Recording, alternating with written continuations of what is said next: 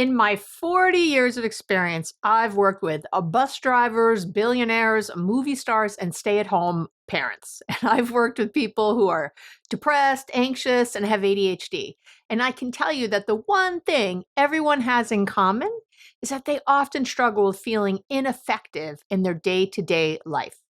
I always say that the most important relationship you have is the one with yourself. And when you don't feel effective in your day to day, you beat yourself up, resulting in a lowered self-esteem and feelings of self-efficacy. So let's change all that. Today, I'm teaching you 3 simple habits to structure and plan your day so you can be effective, productive, and calm. Get ready for a whole new way of thinking about your day so you can go kick some ass. Stay tuned. Welcome back. Episode 300. Can you believe it? I can't. 7 years ago when I started this podcast, which now has millions of downloads, and I think we're in 180 countries and all the things and beautiful emails I get from all over the world and DMs and all the rest, I just never imagined that I don't know what I thought really, but I wanted everyone to have access to evidence-based, experience-based, great tips and tools and strategies to live a happier, healthier life. And I feel like we've been making that happen in all these years. So I'm really proud of the podcast, and I'm so humbled and excited and happy that you're here with me doing this. And the 300th episode, it seemed like it had to be a little bit epic. So it kind of is today. Get ready for a whole new way of thinking about your day. And it's, as with many things I do on the podcast, there's things I've said before in different ways, but I'm pulling it together, I think, in a different way for you. So let's get to it. Let me say first that one size can never fit all, right? One size can't fit all. But let me also say that I have, as I kind of mentioned in the intro, I have literally worked with thousands of people from just about every walk of life you can imagine. And what I'm going to teach you today has worked for the vast majority of them.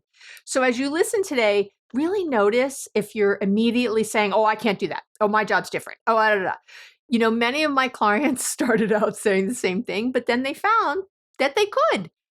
So I know you might be sitting there thinking you're a special case or no one has your unique issues, but I am here to tell you that nothing is impossible for 99.9% of you listening right now. It's just really not. So in fact, if you're together enough to know you have an issue here and want to get help with it, and so you're listening now, or you wrote into me asking this question, which many of you did, this will likely work for you, So I really want you to stop right now. I really mean this. And just take a long, slow breath in. All the way, keep going. And then a very, very long, slow, like double the time, exhale out very gently. Right? Very gently out. So really slow exhale. And I want you to allow your brain to settle for a moment. And I want you to notice if you've been feeling anxious or defensive, because it's very possible you are as you're listening. Believe it or not, even when we want help in something, you've tried a lot of things already before and they haven't worked. So you're feeling a little like nothing's going to work. And that's not true. So it's okay if you notice a little anxiety or defensiveness, but you're going to need to let that go. And I want you to listen like the story you've told yourself about how it's different for you or that you just can't, or no matter what you've tried, it doesn't work, isn't actually true. And listen like you can absolutely change that story. You can absolutely do everything I'm going to discuss today because you can. Maybe not all at once, maybe not in the degree I say, but if you're willing to let go of your limiting beliefs, to let go of why it can't work and be open to all the ways it could or where you could put a toehold in and start, you're going to find changes. So I also want you to know that these habits apply whether you work in an office, whether you work remotely. Again, you're a stay-at-home parent, you're retired, you're in some kind of transition, you're a student, whatever it is that you do or don't do, beat yourself up for not doing all day. What I'm teaching today will help you be more productive, effective, and calm. Okay. So I'm just letting you know.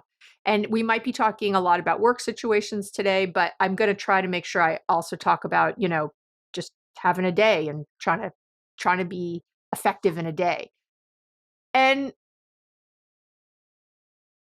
lastly, I want to say that everyone should begin their day in a very specific way.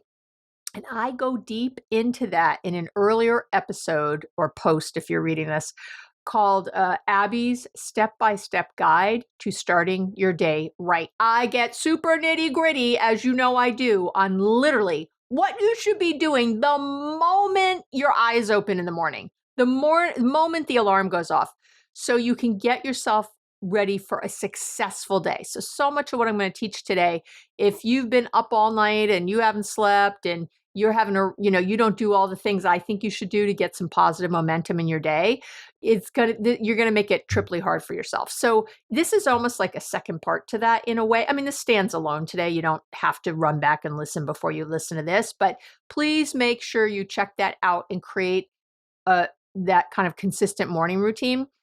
As I always say, if you're watching me on YouTube, if you're, listening in your car, whatever, if you're watching on YouTube, please like and subscribe and comment. I love to answer your comments. But below the video, you'll find all the links to the research and to all the previous episodes I'm going to talk about. So you can get right on there. And if you're, listening, I always want to remind you, someone wrote to me the other day saying, wow, I'd love it if you did a recap during the thing. And because I'm driving and I can't always take, I can't take notes, and I take notes for you. I write up an entire blog post and it's not a transcript. It's a written blog post for pretty much every single episode, except maybe if I do an interview, which is so rare. But I would say 99.9% of the episodes have a blog post written. It's under the relationship tips and tools page. You can also find it on what we call the show notes page on the podcast page. My website is just my name, abbymedcalf.com.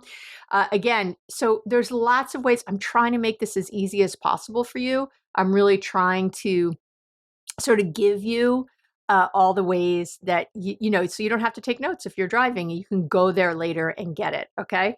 But definitely this particular episode, Abby's Step-by-Step Guide to Starting Your Day Right, please go listen, watch, read, do something, okay?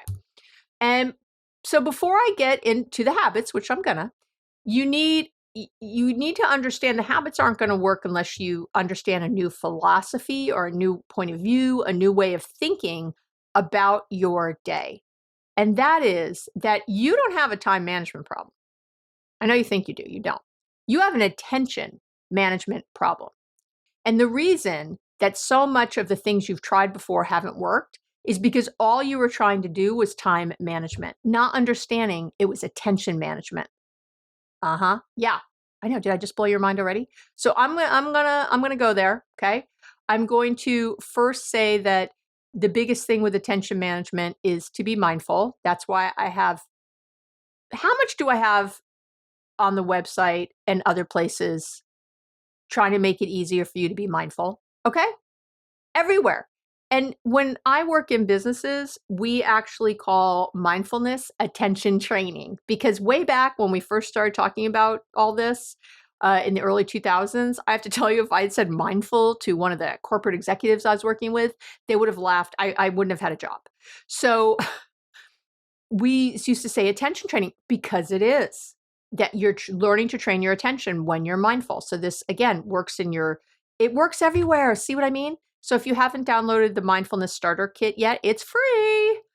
I don't know what you're waiting on. God, I love you, but you're killing me here. Work on the friggin' mindfulness, okay? It's everywhere. Put mindfulness as a keyword into my website. You'll get 100 free things. All of my books have a chapter on mindfulness. I mean, I don't know how else to give it to you, okay? All right. You don't have to meditate, although that would help, which I also have free things about. I have a free meditation starter kit also. But I really need you to just get that it's attention management. And whenever we talk about attention management, we talk about mindfulness. But that's not even what I'm talking about today. How do you like that? I'm giving you more because I love you. I'm going deeper. I'm going deeper, my friend, because if you've been with me a while, as so many of you have, and I thank you, you've already heard about mindfulness. You're like, yes, Abby, yes, I'm doing it. So I'm giving you on top of that. So again, the first thing to understand is that the entire issue is around attention management. So those of you with ADHD might be panicking right now. Please don't. I've applied these tools in individual and corporate settings. I've done corporate trainings specifically with different companies around with their employees who have ADHD. How do you like that? And of course, in my own practice all these years. So, and I know that they're incredibly effective for those of you struggling with many mental health issues, anxiety, ADHD, depression, it goes on. This stuff I'm teaching you is what I literally teach in those seminars. So you get it right now and you don't even have to pay. All right. So the way you're operating in your day right now is an issue because you're allowing too many distractions and you haven't learned yet. I'm going to teach you how to manage your attention within your day. So the biggest culprit, for example, is being on your phone or your iPad or a similar electronic, or if you have a watch and a Apple Watch or something, all of those things are distracting you from your life in a major, major way. And I love my phone, don't get me wrong, and I love technology. But you've got to understand that when you check your phone, it leads to dopamine surges. So with every notification, every like, every follow, every email check, every instant message or match on a dating app, you get a hit of dopamine. Your brain drives for dopamine, which is why all these things, we have crack that we carry around in our pocket, okay? It's called an iPhone or it's called an Android, whatever you use. It is, your brain drives for dopamine, so it's motivated to do all those things over and over and over again. The problem is that the satisfaction doesn't last when you get these quick dopamine surges, when you get a comment on a video you posted or something else. So you keep going back for more and more. And your technology ends up controlling you instead of you controlling your technology. You literally become a slave to your phone and you crave it when it's not there.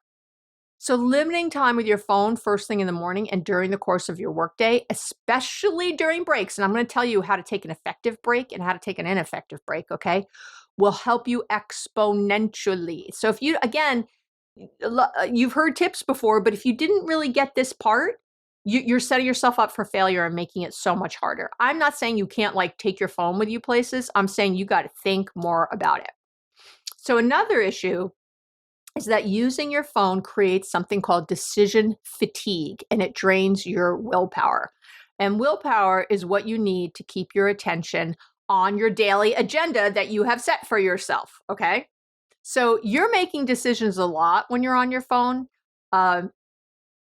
Should I like this post? Should I, wait, there's something in my throat, sorry. So you're making these decisions all day on your phone. What did I just say? Yeah, should I like this post or should I comment or share? Should I read this article right now or should I wait? Should I look at my email? Should I answer this email now? What if I wait? If so, what should I say? Should I buy this sweater I'm looking at? Right? That's me. You get the idea, yes? There are literally hundreds of decisions, if not thousands, added to your day of that you're already making decisions. And I've seen all kinds of, I've never seen any concrete research on this, but the number that gets thrown around is that you make about 16,000 decisions a day. I do know that Cornell School of Nutrition, T. Colin Campbell, way back did a study, I do know that, about just around food that you make about 3,000 decisions a day. Because you have to remember, every time you decide what to eat, but how much to eat, every forkful is a decision.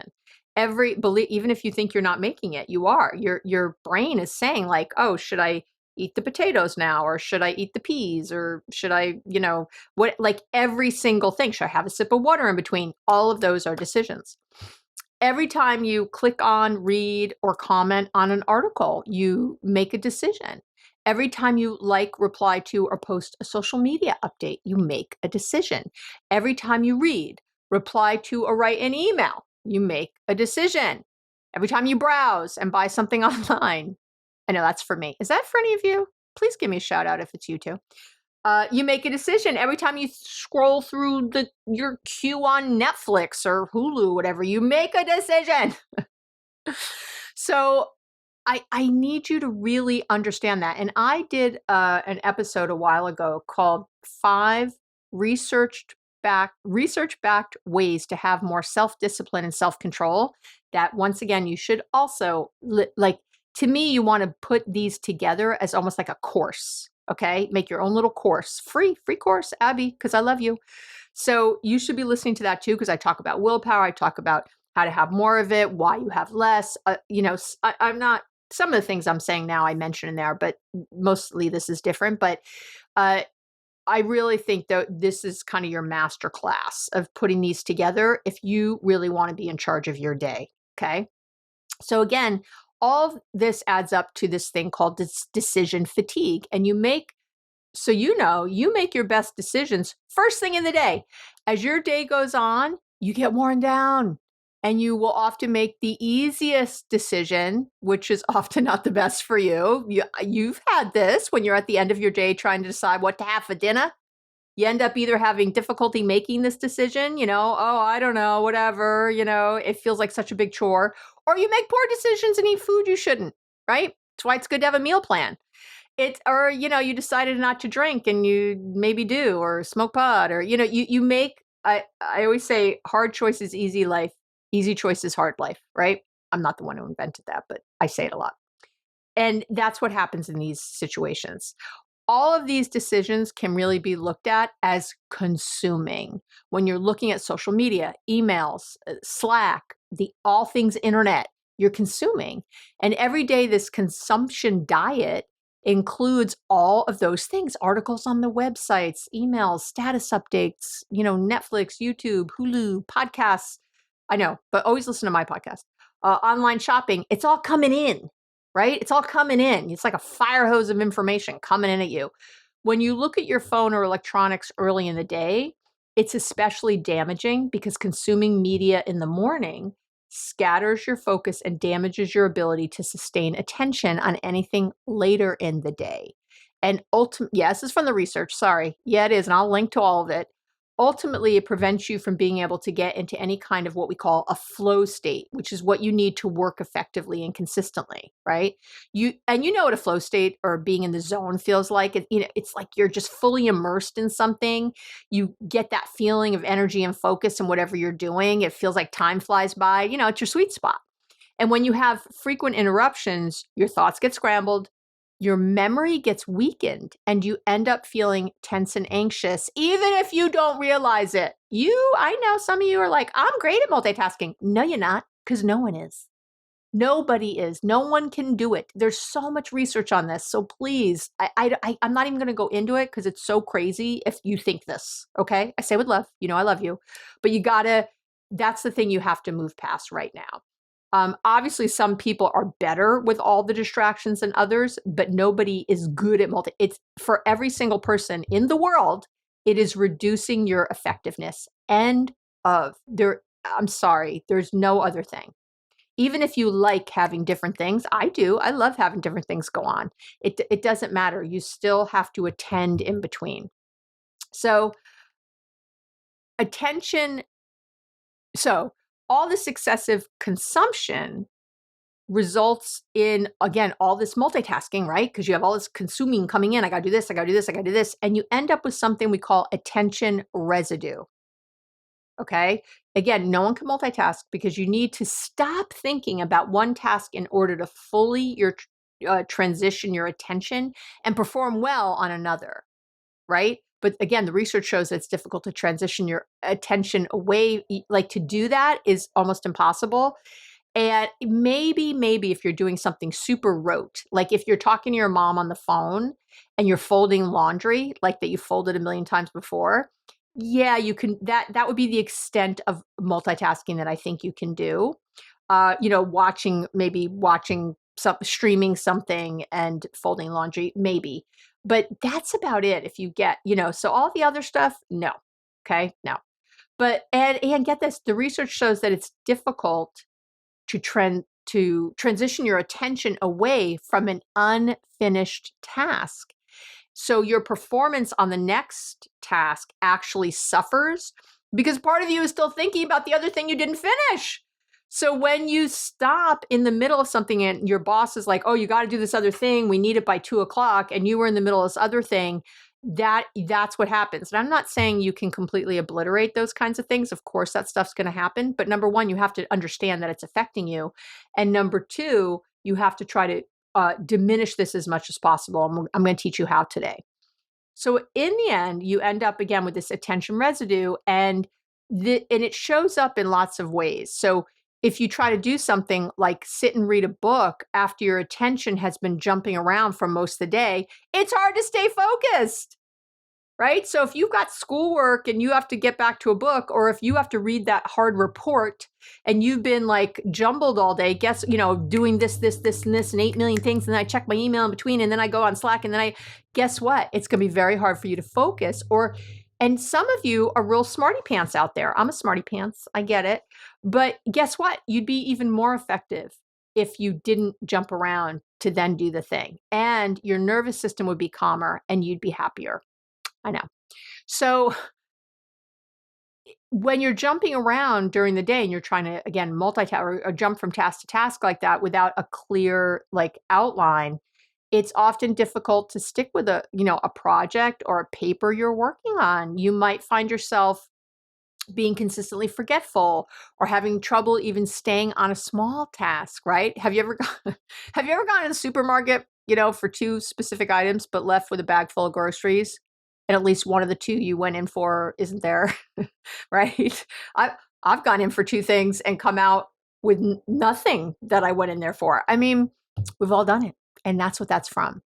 So you're wearing down your willpower with consumption habits all day long, and this leads to your inability to resist urges and cravings. And when I say urges and cravings, yeah, it's hard to avoid certain foods, but you also might find it extremely difficult to get motivated to do things you don't, enjoy as much, such as, hitting the gym, cleaning out the closet, working on a paper for school, getting a project done, right? See where I'm going here? You also might find it difficult to muster the energy to do fun things. I know for myself, I actually just had dinner with some girlfriends last Thursday night. And when you make the plans, how excited you are. You're like, yes, oh my God, my girls, I can't wait to see you. It's going to be so great. And then it's like Thursday and you're like, why did I make plans? Oh, was I smoking crack when I did that? Like, what was was I drunk? Yeah, no, you weren't. But this is what happens. And I went and I had a great time and I was very happy I was there. But do you know what I'm saying? When you're wearing down the willpower, those kinds of things are harder to get excited about. There's another thing, again, I'm going to get to the habits soon, but you have to understand this so that you'll do the habits I'm saying, right? I can get, you've learned tools before, but when you don't understand why they're so important, you decide in your own brain, this is kind of stupid. I'm just going to do my other way. I don't know what Abby was talking about. But when you understand, I know if you're listening to me, you're smart because only smart people listen to my podcast. The rest, I'm not saying everyone else is dumb at all, obviously. I'm saying smart people are willing to understand that to really change a huge habit, it's going to take more than a 30-second reel on Instagram or a quick TikTok video or whatever. You understand that you have to do a little bit of a deep dive and understand the context and the history and the why and then the how. Now, when you understand what to do, it has more value and you're more likely to stick to it. I can't tell you how many people comment, hurry up already, shut up, she rambles. I really don't ramble. I've actually beaten myself up saying I ramble. I don't ramble. I really don't. Everything I say is towards something. It's just a lot of people just get to the point already. Well, this is the point. The point is on the way. That is the point. It's not just the habits aren't the point. The understanding the context of why you do the habits is the point. Okay. All right. Maybe I rambled a tiny bit just there. Don't you love me? I don't know. Yeah. Okay. Here we go.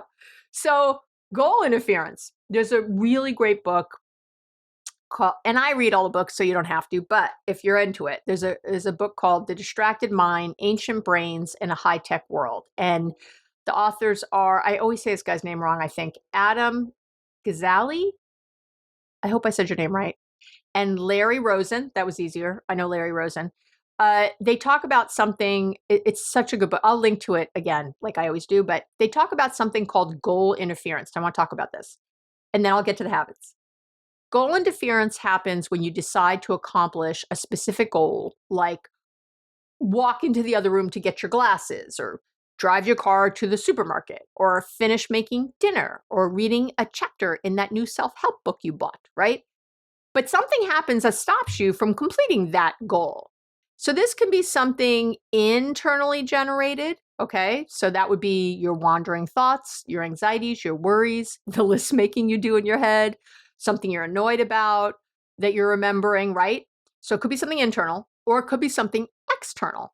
The alert on your phone, right? Stepping on a Lego that your kid left out, an ambulance siren, or seeing that the laundry is piling up, suddenly seeing something. So the authors talk about, these two categories of goal interference: distractions, again, the mind wandering, which is negative the most of the time, by the way, and these interruptions. Basically, anytime you try to multitask, because someone brings you something else. And here's the deal. The more complex a system is, like humans, the more complex our goals are, okay? So like, for example, your goals every day are much more complex than your dog's goals, right? Don't we all want our dog's goals? Okay. And here's the kicker. The more complex the goals, the more susceptible a system is to interference, which is you. Humans are super susceptible to interference, to distractions and interruptions, okay? And that's something you have to understand. And another amazing book, by the way, by Cal Newport, called Deep Work: Rules for Focused Success in a Distracted World. Another great book to read. But he says that both our personal and professional lives are increasingly built around these sources of distraction. From a cognitive perspective, that's like being an athlete who smokes. Are you picking up what I'm laying down? Good. So how can you structure and plan your day so you can be effective, productive, and calm? By practicing these three habits I'm going to give you as consistently as possible.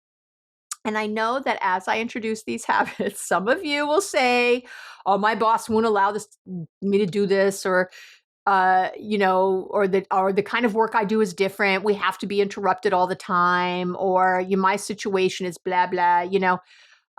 It just won't work for what I do, or I really like all the stuff you say is so terrible. No, for me, it really, no. Yeah, I say with so much love in my heart, I love you, I do. It's why I'm doing this. You're not a unicorn. You're not a unicorn. I know you think you are. You are not. I love you. You're so special. Oh my God. Of course you are. But you're not a fucking unicorn. You're not a unicorn. You need to figure out how to do this, even part of the time. I've worked with everyone from C-suite executives to teachers to trial lawyers to students, and I can tell you that everyone can make this happen if you shift out of, and I'm going to say it. Are you ready? I'm going to say it because I love you. A victim BS mindset, and into what you can make happen. Start, like I said earlier, start with small changes and grow from there. But make it a goal that you're going to completely put in these habits that I'm talking about at some point. You can have like an installation plan with steps, right? But that at some point, this is what you're really going to be doing. So habit number 1, let's do it. And this is really the big one. And the other habits are sort of how to support this habit. Put everything in a schedule. Just letting that sink in. Schedule everything. The not so secret is that success is scheduled. End of. Jim Rohn said it. He's a famous kind of motivational business dude. He was wonderful. He's not with us anymore, but he used to say, run the day or the day runs you. Success is scheduled. And you've got to get this part. Again, with all the love in my heart. I don't care. Again, ADHD, anxious, C-suite exec, or a bus driver. I don't care. Think of this. Discipline can't be a scary word for you anymore. Discipline is freedom. Freedom from worry, anxiety, spinning, procrastination. Discipline isn't rigid or demanding. Think of it again as freedom. It opens the doors to creativity, to productivity, to feeling energized instead of drained. When you're not disciplined, you are a slave to your emotions. You eat foods you shouldn't, you drink more than you'd like, you're hitting add to cart way more than your wallet wants, and you're not completing the tasks you've set.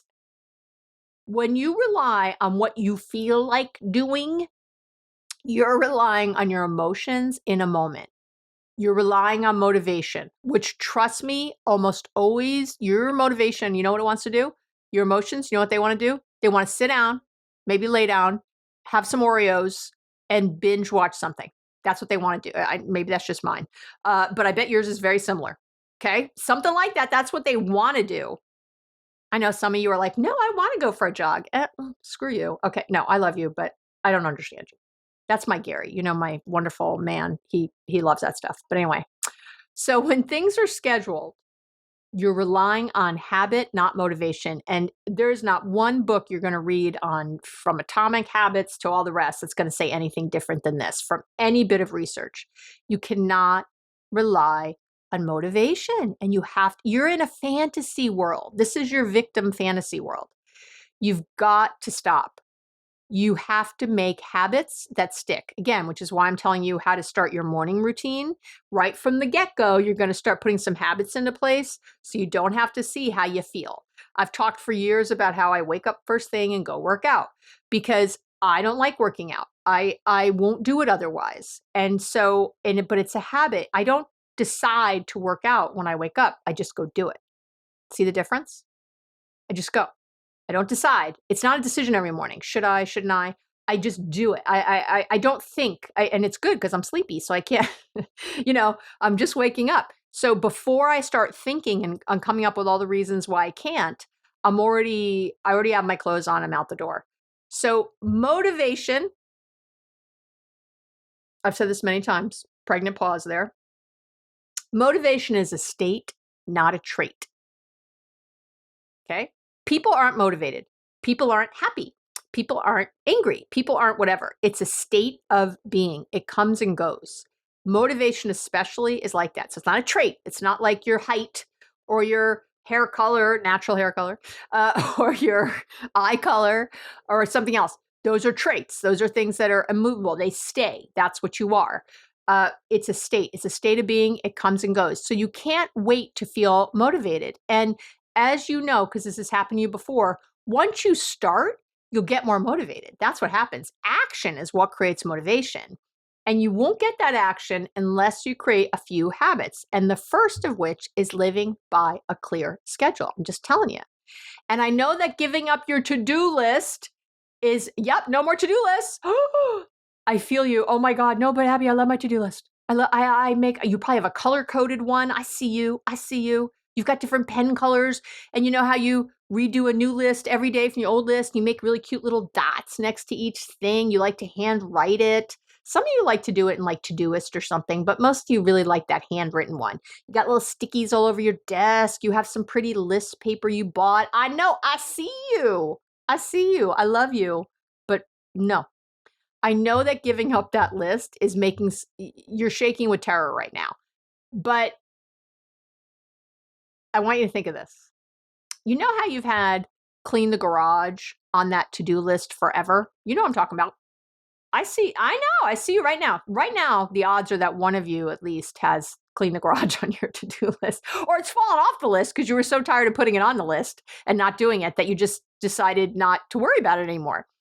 And you know how you never actually clean the garage, but you've gotten really good at writing down that you're going to clean the garage, right? Because you rewrite your to-do list day after day with the same crap on it over and over. And what is always on the to-do list? What always makes it to the next day? The stuff you don't like. The easy crap.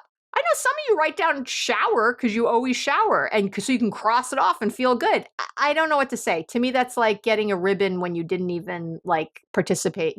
Just for participating, you get a trophy. I love you, but really, is that where we're at? That's what's I'd like you to feel good because you did stuff you really needed to do. Now, if you don't shower, if you're depressed, and getting in the shower is a huge deal for you, then yeah, I love that. But again, I'd like you to schedule it. And I would say if it's really hard for you to do it very, very first thing in the morning before you like working out, before you have time to think. So again, all that's going to change with with the strategy of writing in. So instead of adding things to some big long to-do list every day, you're going to schedule in everything that was on your list and actually get it done. Crazy. So clean the garage is now on your schedule for November 15th from 9 to 12. We're going to pretend that's a Saturday. I have no idea what day that falls on. So yeah, maybe that's months from now or a month or weeks from whenever you're listening to this. But so what? That's the only time you really have to get it done anyway, because you've looked at your schedule. Oh, we're going at a wedding this weekend. We're out of town. And then the kids have 27 games. And then, oh, here's the week right in between.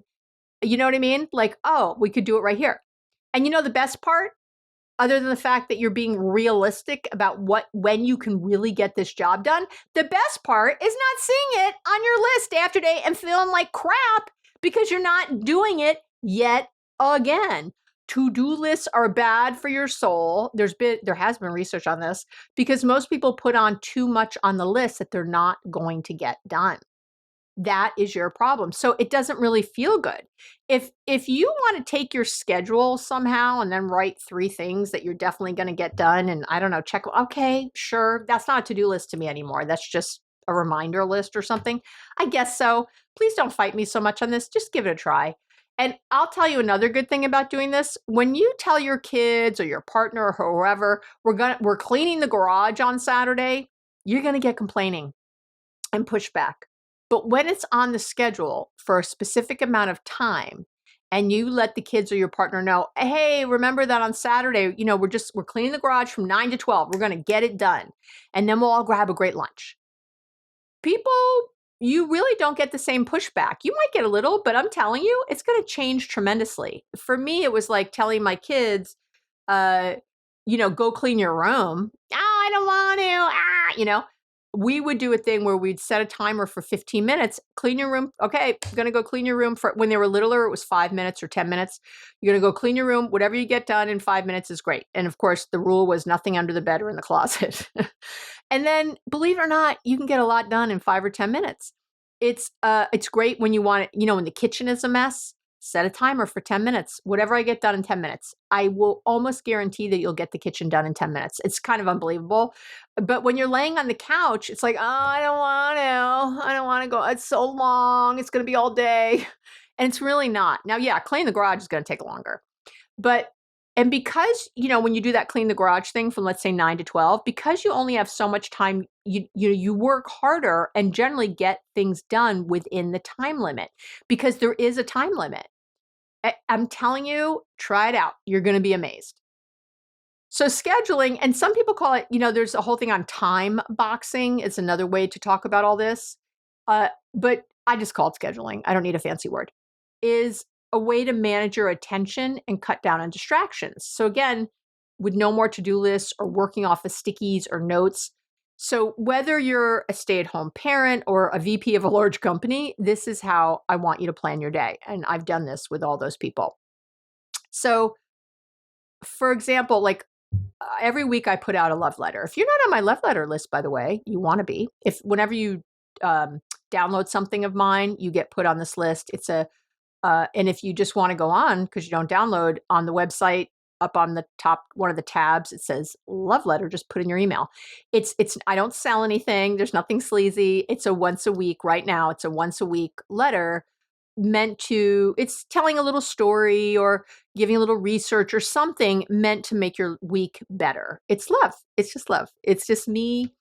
I know I don't get anything for it except your love. And that feels really good. So, I put it out there and I've been doing it for years. There's thousands of people on that list who really love it. And so I highly recommend it. But for example, I'm doing my love letter. I have to get it done every week and we send it out on Wednesdays. And I always want to have it to my assistant earlier than that because, I don't want her having to do things last minute. So I have it scheduled on Fridays. There's an hour in my schedule on Fridays to do the love letter. Now, the love letter often takes me more than an hour. So I actually, now that I've said that out loud, I have an hour and a half scheduled to write the letter, and to like, because it's hard to write something short. I don't know if anybody out there has tried, I can write you something long, as you know, I can do these podcasts are long, right? And believe it or not, even these I shorten. Okay. So a love letter that you're going to read in 5 minutes, that takes me a minute. And to have something that's actually worthy of saying, that's going to make you think, or make you wonder, or make you feel motivated or something. That's my goal, make you feel loved. I really have to sit, and I always do it very first thing on Fridays because it's a creation. It's something where I have to use my best thinking, right? I have to use I got to really be into it. I cannot write a good love letter at 5 o'clock at night. It's not going to happen. And so again, I look at when the goal is for when it has to happen. I want to have it to the beautiful Michelle by Monday. And I don't always, by the way, there's stuff that goes on. So of course, but I would say the vast majority of the time I have it done. Sometimes I've set my goal on the weekend. I have a pretty loose schedule. So for me, the week, I can take a whole Wednesday. I don't work on Mondays, I have a pretty loose thing that I do for myself at this point in my life. And so I don't mind working on a Saturday. Often it's a time that I'm energized and I wake up and it's I have the whole day. I'm like, oh, let me go to the office for a few hours. Let me, because I'm just bursting with ideas and energy, and it's actually something I enjoy. So I'll come in, I maybe schedule it on a Saturday to do, but I schedule it is my point. And I schedule the hour and a half because I know how long it takes. And I do that every week. I schedule when I when I respond to emails, when I return calls or do follow-up, all of it is in the schedule. I don't just check email every second I have a second. I don't do that. And people know. And I know you're like, oh no, my boss, I have to check all the time. No, you don't. And I know you're pushing back right now. I know you're telling me you're arguing for your limitations, and I can't have that. You have trained people for how they're allowed to treat you. You have been training them for years. And now it is time to have boundaries. If you haven't bought my book yet, Boundaries Made Easy, I don't know what you're waiting for. If you're having trouble with this right now as I'm talking, then you should have the book and start making some boundaries, because you do need, of course, you can't check every fucking second. It's ridiculous. So you have to think that through. How do I set up my day? If you call my voicemail, I've got my phone number everywhere. You can call me. Hello. But guess what? It says, I don't listen to this. That's what the voicemail recording says. I don't listen to voicemails. If you want to reach me, email me. And because I don't want to go to 40 places to get messages personally. So, and I'm allowed, I don't work in a company where, I work for myself, so that's allowed. But I do want you to think about, even for yourself, sometimes we're trying to be so nice and have so many things for people, or you just have to. No, you don't. So think about how you want to receive information best. And I know some of you, my God, you got Teams, you got Slack, you got email, you got Voxer, you got, I get it, but you've got to think about how you're going to limit that, or at the very least, when you're going to respond. Schedule it. Don't just anytime you have a second. That is where the distraction is. That is where your brain gets on overload. And then you get more and more behind, and you're less and less effective. Again, if you think you're effective at work, I don't know why you're listening. If you think you have an easy time scheduling, then I'm not sure why you're here. God bless you if you are. But you're here because this is a problem for you. So I'd like you to try my way. It's not really my way. It's again I guess it's my way. It's from the research, though. It's from what has worked for 40 years with clients. And by the way, works in my own life. I got a lot of crap. If you saw my schedule, you'd be like, damn, Abby, I have the podcast, I have clients, I do corporate work, I have the love letter every week, and I've got deadlines all the time for things. I write books, I have programs, I'm starting new things all the time. I've got kids, I've got hubby, I've got a lot going on. I've got siblings, and it's a lot. My friendships, my life is very full, and I am definitely, it's full, but I don't feel crazy in it. And it's because I practice what I preach. So, and again, don't do this because oh, Abby's life is perfect. It's not perfect. Do this because I'm telling you, it works with all my clients, which is why I do it. Thank you for my clients for being guinea pigs all these years. And so I have learned oh, I should apply this in my own life, and it does work. So, and I will say this too, you might be someone who has a lot of unstructured time. And I think those folks, like students, stay-at-home parents, or whatever, or maybe you're retired, whatever, or maybe you just have a part-time work, whatever it is, when you have a lot of unstructured time, you likely find it really difficult to get everything done. And then you beat yourself up extra hard because what is wrong with me? I'm such a loser. I had all day. What happened? But actually, not having someone over you telling you what to do and having to be self-directed, that is like the toughest of all situations. When you have the whole day, because that's what happens, you're like, oh, I've got all day. Maybe you have a couple classes scheduled. Maybe you have one or two things you know you're going to do in the day, and the rest is up to you. It's very hard to get yourself to do the things you don't want to do. This is why do you know that the vast majority of PhD students, like something like over 75% of them, take between 7 and 10 years to complete their degree, including yours truly, 10 years. Thank you very much. And I got to tell you, I am a good studier. I'm a great writer. I'm very disciplined and dedicated. I'm not very disciplined. That's a lie. I can be very disciplined around school. All those 10 years, 10 years. That's why, because no one's over. You can finish whenever you finish. A lot of people only finish because you're only allowed 10 years for most schools and you have to finish. So, but see, then the deadline is imposed and then it's done. To get into a PhD program ain't easy. So these are smart people. But when you need to motivate yourself with your own deadlines, guess what? Smartness doesn't matter. It doesn't overcome the human condition. Deadlines are helpful for most people. Someone over your head are helpful for most people because someone outside of you is like forcing you to finish. So the key is to create a schedule not ruled by stress and deadlines, but by these habits. Okay? I know. And if you haven't listened yet to how to set boundaries at work and avoid burnout, this is good for any of you. Again, I'll link to that episode.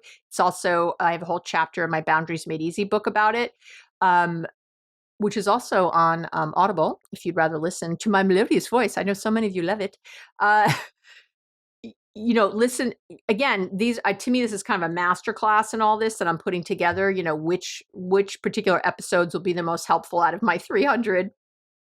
And what you could be doing on the side or reading in addition to this. But, how to set boundaries at work and avoid burnout that's a whole other piece. If you're saying, well, I can't do this at my particular job, then go listen there because you'll figure out how.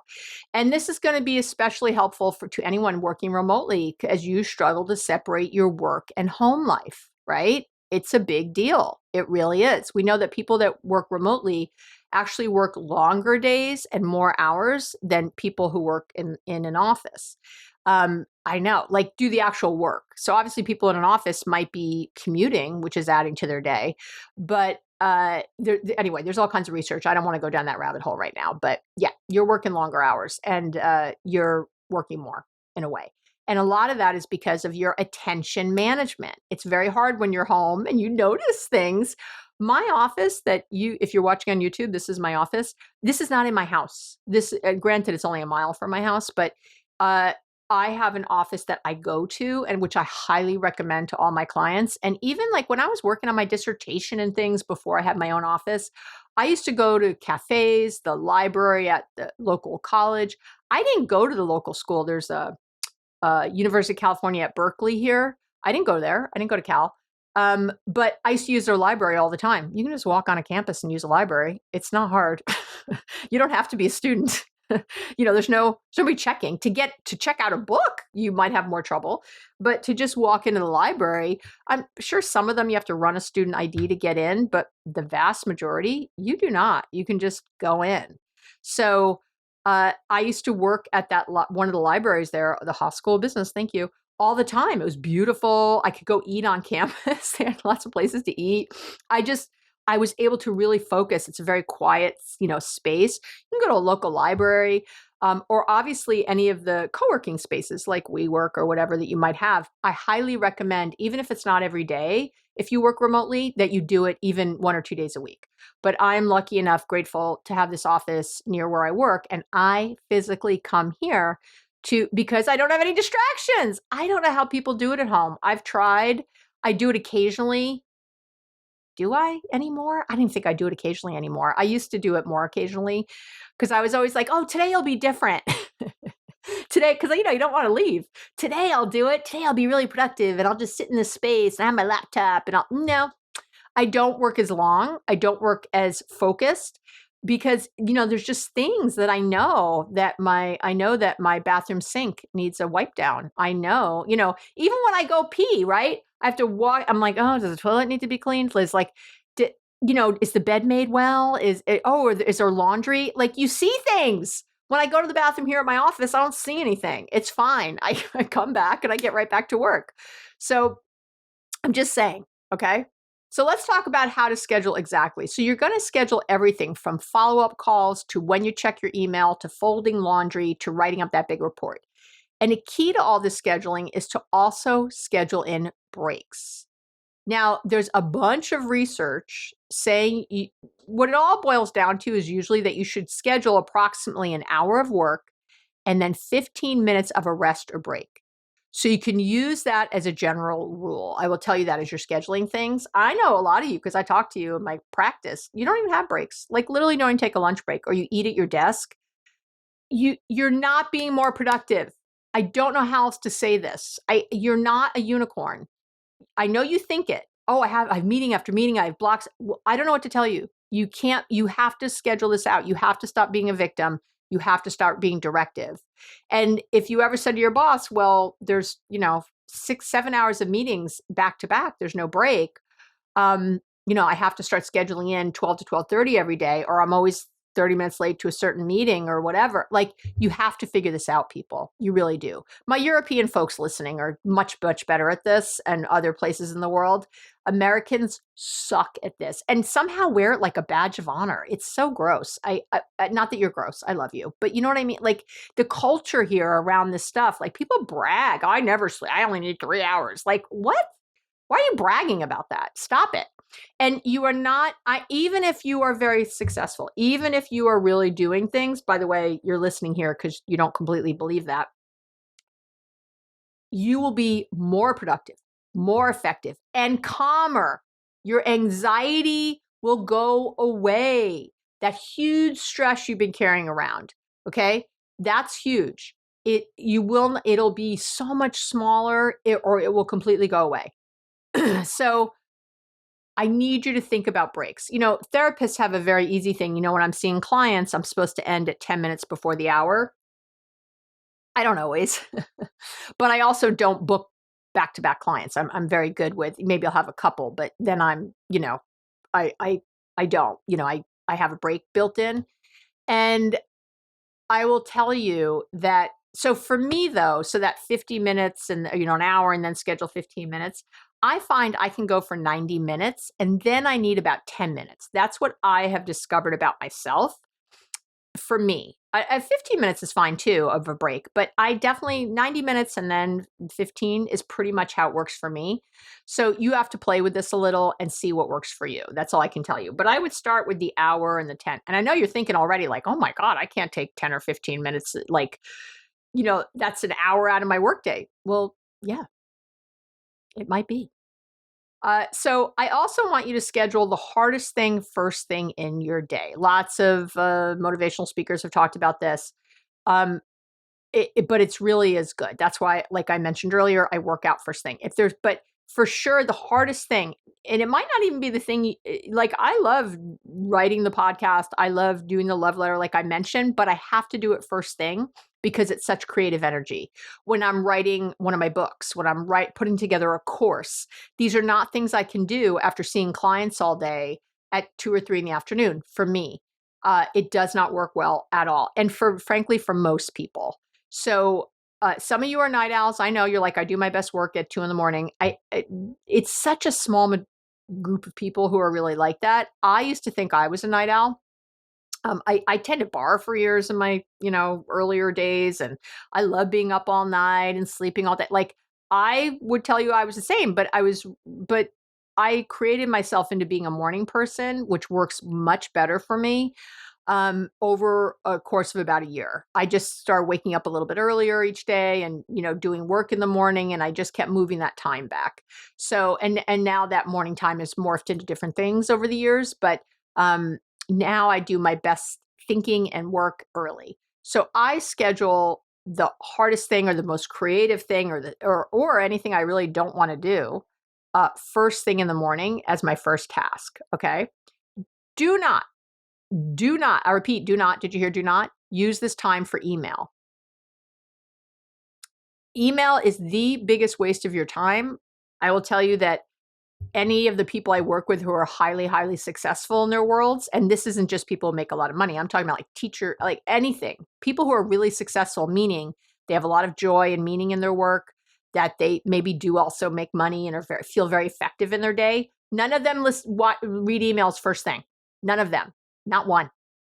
So after you've done the hard thinking work, take a break, right? So maybe for me, I'll work for 90 minutes and then I'll take 15 and I'll walk around the block or something. And I'm going to talk about how to take a break and then do your email. Your brain, you don't need your best brain to do email. So also email is all about other people's agendas and not your own. Again, run the day or the day runs you, right? I'm also going to recommend using an old school kitchen timer or something similar for keeping track of your time when you are doing things, because I try not to set, you could do a reminder or an alarm on your phone, but I don't want my phone near me. To me, it's like having a plate of brownies out all day and expecting not to eat any of them ever. So you really want to stay away from your phone as much as possible. If you're watching me on YouTube, look, I have it right here. Here, can you hear it? I have one of these really old school timers that I buy on Amazon.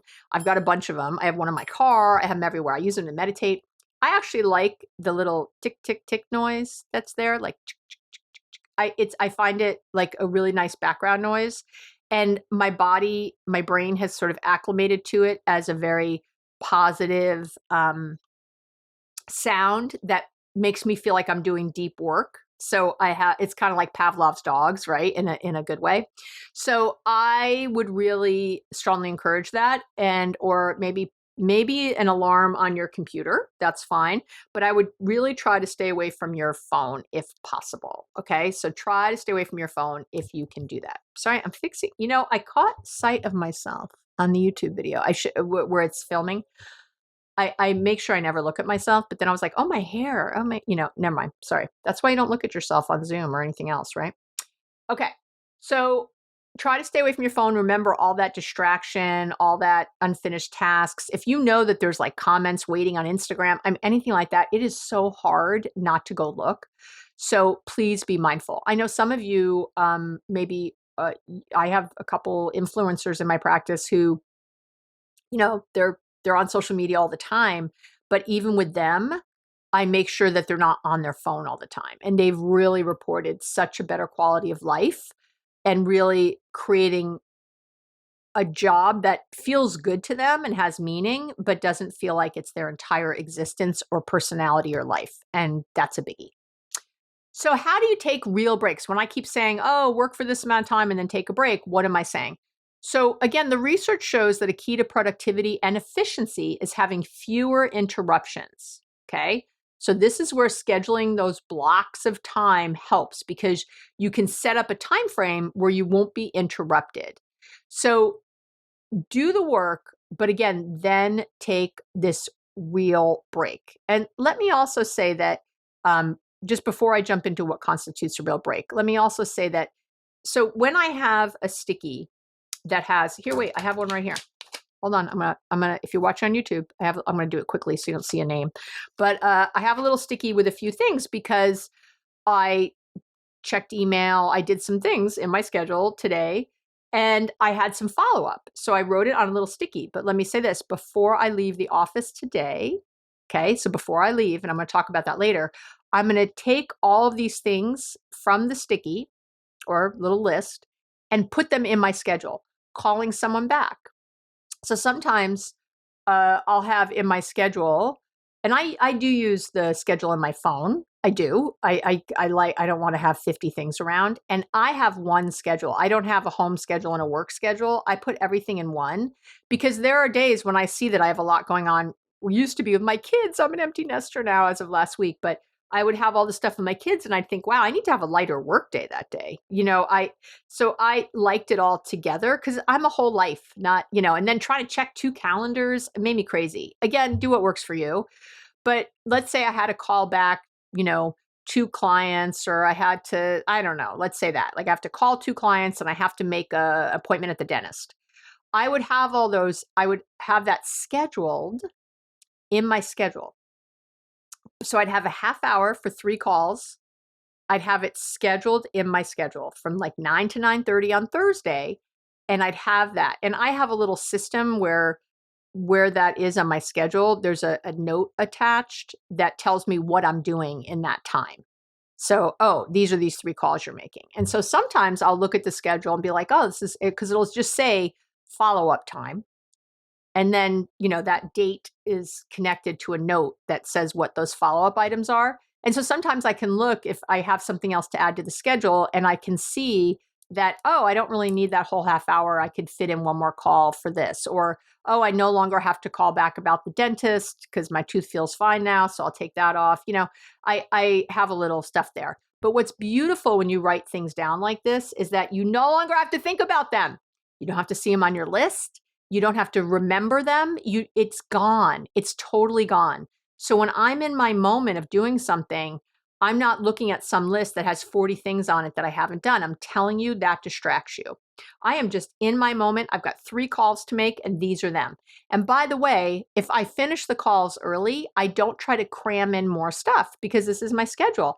I take that as a brilliant time to have a little break. You know, do I need some water? Do I need to take a walk? What do I need to do?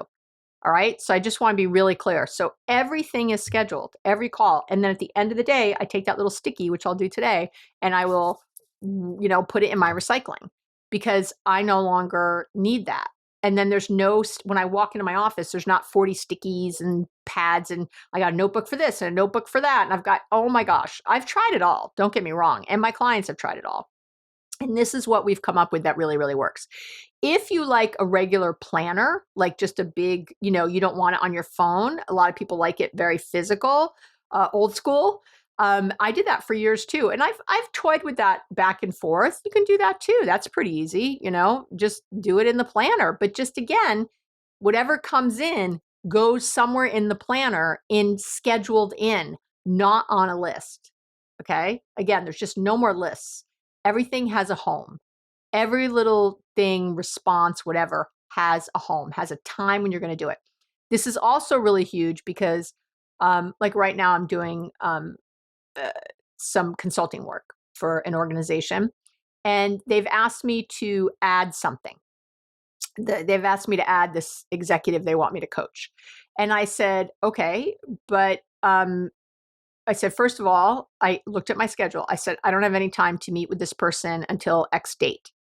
And I said, and then second is that we contracted for A, and now you're telling me you want A and B. So, you know, we have to talk about that. What has to go? What would you rather me do? Would you want to just pay more money and I'll add time to this? Do you want me to not do something and substitute this? Do you see how that works? And sure enough, the person I was talking to said, oh, yeah, you know what? We'd rather you met with this guy than this other guy. I was like, fine. And then he said, but we need it before next whatever. Is there any way you could fit it in? And I said, well, you asked me to, they wanted me to write up this policy. I said, you wanted me to do this policy. I have that scheduled Tuesday at 10. I could put the person in them, but then you're not going to get the policy. I'll put them in the policy in next week. Does that sound good to you? And they were like, yes, that'd be great. I said, good. And so now expectations are good. Now I feel calm, like I'm not getting taken advantage of. I don't feel overwhelmed and anxious. It just takes an extra second to look at my schedule and respond. And I will tell you the biggie, because I used to operate this way. Do you remember people would ask you, your boss or somebody would ask you to do something? You'd be like, okay. And you'd write it on your to-do list. And of course, you couldn't do it because you were already full. And so you were trying to figure it out. And then a couple of days goes by and you still haven't gotten the person their response. And now you're getting more and more anxious about it. And you keep putting it on a to-do list that never happens. And then they're getting upset because they have expectations that it was going to get done sooner. And then the more you think they're upset, the more you avoid it. Or writing a paper and having it in on time or whatever. I'm telling you, all this goes away when you start scheduling. It's incredible. So a true break is having true downtime. And guess what? This means no smartphone activity. The unconscious mind does a lot of activity during downtime. This is why you get, aha moments when you're in the shower or walking the dog. You need these times. So getting up from your desk or stopping whatever you're doing, walk away from the laundry room, that's a real break.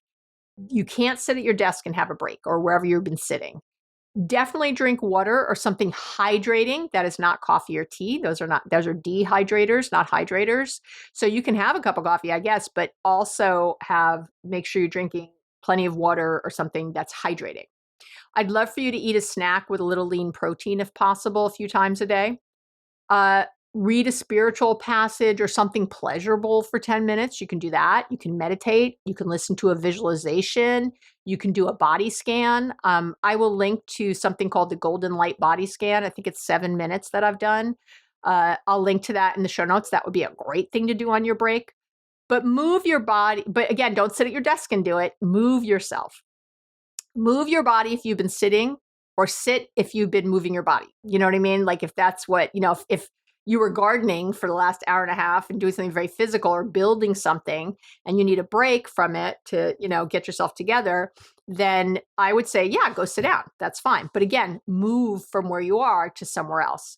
And I really want you to go outside if at all possible. And I fought this for a long time, but I have to tell you, so the research shows that physically moving forward helps us be more at peace and tranquil. So taking walks, going for a jog, riding your bike. Obviously, these are things you want to do anytime, but they're especially great during periods of change or stress because of something called self-generated optic flow. I know Andrew Huberman has talked about this, so hopefully some of you have heard about it because, he's everything. But basically, self-generated optic flow happens anytime you're doing something. But here's the key. Where visual images are passing by you on all sides. So that's right. So treadmills don't work. Pelotons don't count. Sorry. Okay. Something that visual images have to be passing by you on all sides. The research shows that when you're in self-generated optic flow, when you're in that kind of activity, like taking a walk, so you don't have to walk fast. You just have to walk. The activity in your amygdala is suppressed. And why does this help you feel less anxious? Because I've talked about your amygdala a ton on this podcast. It is the fear part of your brain that's always scanning for threats, which is what creates feelings of anxiousness and worry. So anytime you're in an activity with self-generated optic flow, you're calming your amygdala, which means that taking some kind of a walk as a break is the absolute best thing you can do, even if it's only for a few minutes. Get calm and allow your brain to relax. Do not, I know you think, oh, no, I play games on my phone and it's so relaxing, or social media is so relaxing. It's not. It's consuming and it's a problem. I would say playing a video game is a little better, but you're still getting like dopamine surges, and that's part of the problem. And that's why it's hard to stop doing it. If you find it really simple, like sometimes I do play, like solitaire on my phone. And I will tell you that I can easily stop. I can set a timer for 10 minutes, my old school kitchen timer. I'll set it for 10 minutes, or for that point, I'm on my phone, I can do it. But again, I'm trying not to be on my phone because it's so easy to check email or to look on social media or to do something that's really unhealthy. So I'm going to ask that you bring a magazine to work, read a magazine, read a good book, like a fun book, not a self-help book. For 10 minutes. Do something like that. Okay. So what's not a real break is checking your phone or your emails, watching TV, YouTube videos, or scrolling through social media. Do not consume. You're trying to give your brain a break. Checking Slack, Microsoft Teams, right? Staying at your desk or wherever you were studying or working in any way. These are not taking a break. Okay. Now your next two, I know you're thinking, oh my God, Abby, that was only one habit. The other two are very short.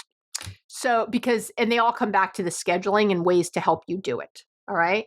So habit 2 is to plan your day the night before. So I always say, what do I always say? Your day doesn't start when your alarm goes off. It starts when you set it, and you get your ass to bed the night before.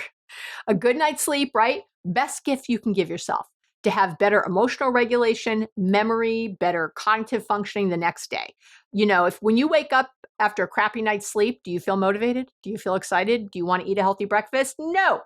right? But when you've had a great night's sleep and you've really allowed yourself that. So, again, in my Abby's Guide to Starting Your Day Right, I talk about this quite a bit. So I'm not going to go there now, but I just want to say the same goes for planning your day the night before or the day before. So when you plan your days the night before, you not only increase productivity, you avoid decision fatigue, you preserve your willpower the following day, right? Remember, not all hours of the day are created equal. So your attention span is going to be highest during certain parts of the day. So you want to spend that first hour of the day on things that are most important to you. And if you're spending the first half hour on your schedule and all the things and going through stuff, it's a problem. You want to I already know what I'm doing before I hit the office. Okay. I already know.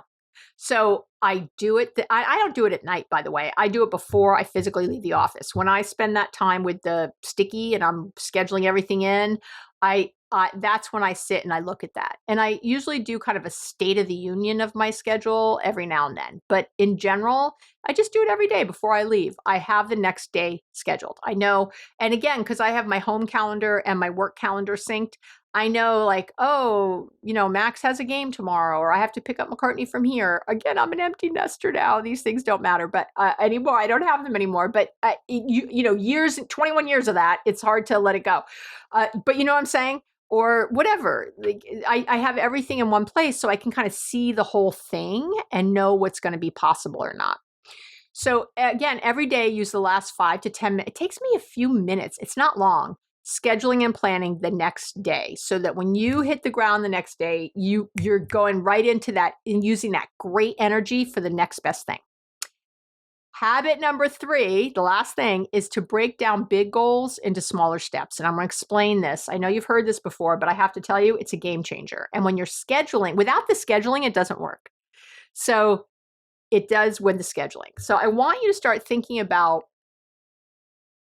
whether whatever is on your plate can be broken down into smaller steps. So there's some things like folding the laundry. I don't know that can get broken down into smaller steps. Maybe it could.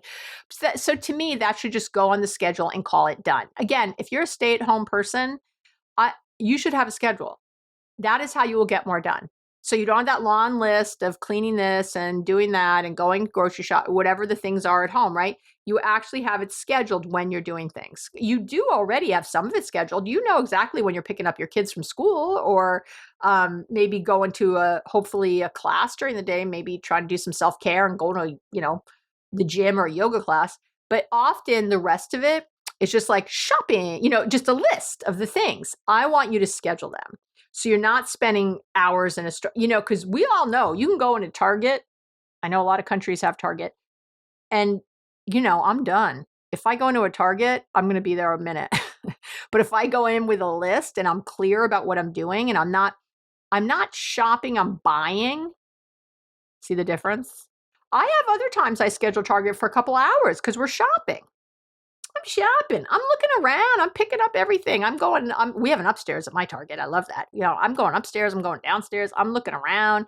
I don't even know what I want. I have some things I know I'm going to buy, but I'm allowing myself lots of time because I feel like doing that.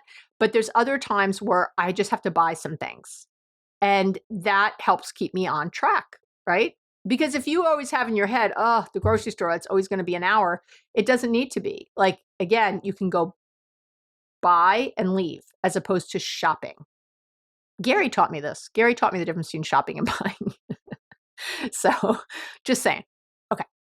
But there are, again, so you can do certain things that you just do it and you schedule it and you're done. But there are other bigger things or just things that feel scary, like let's say doing your taxes that should be worked back from deadlines. So in these cases, you want to set aside time. Here's how you do it. You set aside time to do a little brain dump with all the steps involved in doing a particular task for a project, and then you schedule each step. Okay, so it doesn't stay on some list. So for example, let's use your taxes, I guess, okay? You don't want to do your taxes, you're afraid you're going to owe money, or it just feels like, oh my God, I don't even know, it's so much. It always feels like so much. I don't know, to me, I don't know why. It never takes me as long as I think, but so you keep putting it off, right? So what you would do is schedule a time. Brain dump for taxes would literally be on your schedule. right? Instead of on a to-do list, due taxes, you would, in your schedule, have brain dump for taxes. Anything you've been avoiding, anything like that, stick it in the schedule because you'll see. So then in the brain dump, and that's all you're doing in the brain, you're not doing anything except the brain dump that first time and the scheduling. So write down all the smaller steps, right? So doing your taxes, gathering receipts, creating a spreadsheet for the different categories, looking on Amazon for what you ordered and, maybe that was work related, making an appointment with your tax person, any of that, right? Now take that brain dump list and number everything in order of what needs to come first. Obviously, making an appointment with your tax person might not be first, or maybe it is first for you so that you give yourself more of a deadline, like I have to have it done by this day. I don't know, whatever works for you. Maybe you have to check Amazon before you do categories. I don't, I'm just making stuff up here, so I don't know, but so you're just going to number like what would have to come first. And then you add each piece in order into your schedule over the next few weeks or months or days, depending on when you start this process, right? Do you see that? And the brain dump itself shouldn't be hours and hours, right? Like maybe an hour to do a brain dump, half an hour, 20 minutes. It's not going to take you long. If you're in school, and you have, and I used to do this, I had a paper due at a certain date. Or even just your reading, how you get your syllabus at the beginning and all the reading and you have to read this by this, and they usually lay it all out. I would take that and go to my schedule so that I didn't have to read 20 chapters in one night. I would lay out when I would read each chapter back from the deadline. Do you know what I mean? Like it's due on this date. It's 10 chapters. Okay. I've got 5 days. I have to read 2 chapters a day. Okay. And so, or I might even say, oh, I have to read 2 chapters a day, but one of the days it's so busy, I'm not gonna be able to. So I have to read 3 chapters on 2 different days or whatever, like think it through and then schedule it. How long does it take me to read a chapter? How much time do I need? Let me schedule it. Okay. So, and another issue, like let's say you have an anger issue and your partner is after you about it, right? They're like, you're too angry. You're always losing your temper. You need to go to a counselor. And you're starting to like, I don't know where I'm going to fit counseling in. I don't even want to go to a counselor. How do you even find a counselor? Oh my gosh, and then you've been ignoring it for a while. So in this case, you might not know all the steps until you take a first one, right? You can't even do a brain dump because you're nowhere, right? Like, and all you can think is, I have to find a counselor. So in those cases, I always say, think of the lowest hanging fruit instead. So just again, put in your schedule, think about anger management. Not even joking. Half hour, set your little timer. Ding, ding, set your timer, 30 minutes, think about anger management. What's one small thing you could, because maybe you're just like, I don't need a therapist. That's why I've been avoiding it. I don't need therapy for this. This is silly.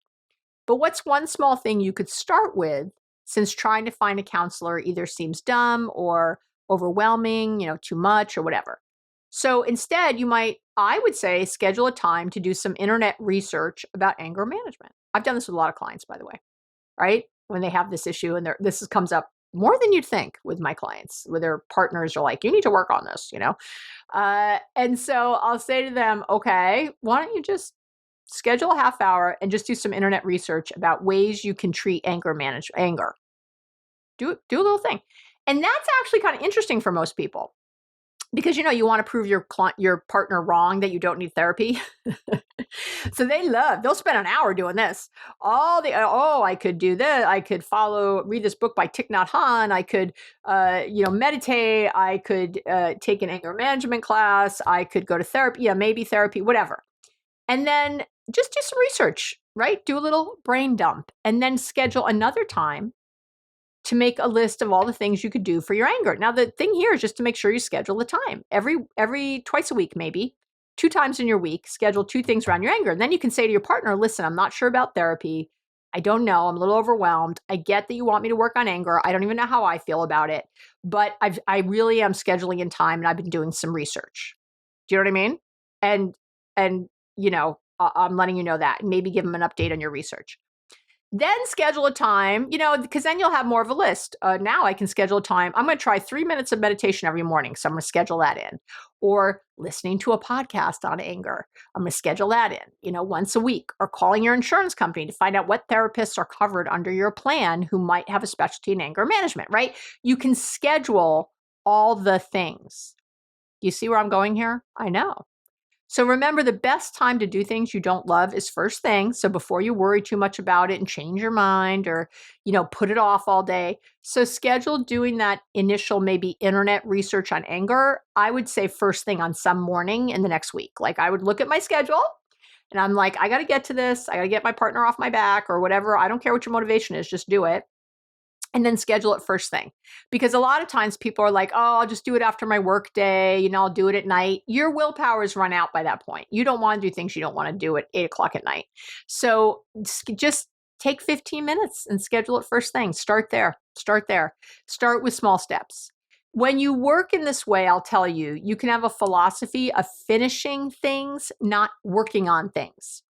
Because you've broken down a project into these smaller pieces and you've scheduled it, you'll actually finish that piece of the puzzle and you'll feel good along the way because you're knocking things off and you're making big tasks feel less anxiety producing. When I'm doing the podcast, I've talked about this before. When I was first doing it way back, I would not still be doing it, by the way, if I was doing it the way I was way back. People ask me all the time, like, oh my God, how do you do this? So, I've been here, how long have I been talking? Like an hour and a half. Oh my God, right? I prepared a lot for this. So, but what I do, and I'm almost done. I'm sorry, I'm about to end. I'm not sorry. Hopefully you're still with me because this is a lot. And I really want you to get this. And you're not going to solve this problem you've been dealing with for years with 20 minutes of something. So I think of the podcast in 3 sections: the research, the writing, and then the actual recording. Okay. So what I do is schedule those sections out, and not all together because that's a lot. So not usually all together, I should say. And I use my trusty timer for it. In the beginning, I used to just sit down to write. I used to work on an episode. I would work on it. And that would be like never ending because I love to research. I would sometimes spend 9 or 10 hours on one episode. I could not have kept that going. That is the reason, by the way, that most podcasts don't happen. Do you know I'm in the top 1% of podcasts based on the metrics they use for like how many downloads you have in the first week and all these other metrics for deciding where, and there's millions of podcasts and I don't advertise. And I'm in the top 1%. You know why? Because I've been consistent. Because I give a lot of value, right? But I've been consistent in that value. I've been consistent in what I do. I've been consistent in what I deliver. And yeah, my earlier podcasts to me are not nearly as good as these later ones. I didn't have as many resources or things. I didn't have it all dialed in, right? Always remember the first time you do things is going to be your worst. Your first website is the worst one if you make one or whatever. But over the years, and the last few years, I've been doing it the same way. I knew from doing the research, I had scheduled an hour to do research. Actually, normally what I do is I schedule a half hour where I write everything I know about a topic. I put together my own, I want to think about my own thoughts about something. Then I schedule an hour of research and a research for an hour. I look at everything I can find on this topic. And the good news now is after years, I already have some research from maybe another episode I did. I'm like, oh, let me go look at that more. And then that'll take me to the next place. Then I look and see what is everybody else saying about this topic. Then I go back to writing, usually another half hour. I can put the research in, but the writing generally takes me an hour and a half. So I usually schedule another hour. So it's really 3.5 hours per broadcast, more or less. And then I schedule another hour to write. And guess what? I just have to be done. I put the timer on for 50 minutes. And when it dings, I know I have 10 minutes left to finish. And whatever I finish, I finish. It's going to be good enough. I had a lot more I could have even said today. Or if I had spent more time, I could have made this shorter maybe. I don't know, right? Of course, I probably would have, taken some things out. But I didn't because this is what I have to give you, right? And then I spent an hour recording. Again, I knew this one would be longer, so I scheduled in an hour and a half because I was like, it's going to take me about an hour and a half to record. And all my stuff is very close here in the office. It's easy to set myself up. But do you see where I'm going here? So most of my podcasts take me 3 hours to put together and to do and then someone on the other side does all the engineering and posting and making it pretty and sound pretty and all that. Like I don't do any of that. So the podcast itself takes longer to produce, but my part is somewhere between 3 and 4 hours a week that I am giving to you, right? I know that's how much I love you, but that's how dedicated I am to it and into world peace. And I keep that in mind. I keep you in mind when I'm doing it. I feel very motivated every time. When the day comes, I don't feel motivated and excited about giving you this, then I guess I'll stop doing it. But I still feel motivated and excited. So you're still getting it. But do you see what I mean? It's all scheduled. And it's not all scheduled together. I never do the recording the same day I've done the writing and the research. It's like, are you kidding? I usually do that half hour of kind of writing whatever I think first one day.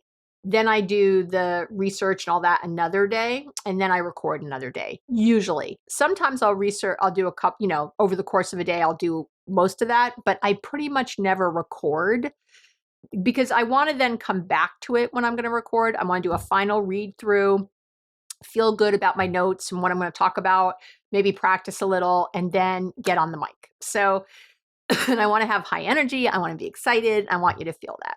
But do you get where I'm going here? Are you picking up what I'm laying down? So, but that's how I get so much done. That is how I feel. It's not just about being productive and effective. As I said, it's about also feeling calm. I feel excited. I don't feel drained. I feel, somewhat tired after I've done one of these and put in all this energy and effort, but I'm not drained. I feel energized still, even though I'm a little tired. Maybe I don't want to talk a lot after this, but I don't feel drained. And that feels really good. I feel calm and good. So that's what I want you to have. And that's why I did all this. Whew, that was a big one. 300 episode, how to be big, how to be huge for you. And again, so many of you asked for this. I felt like I really had to do it justice and really bring you like a master class in this. So hopefully that's what you feel. Thank you for spending time with me. I love you so, so much. I believe in you. Please try the tips, even if they're little, for a while, and grow so that you can create the life you want, because you truly, truly deserve it. There is great love here for you. I am here for you, and I will see you next week.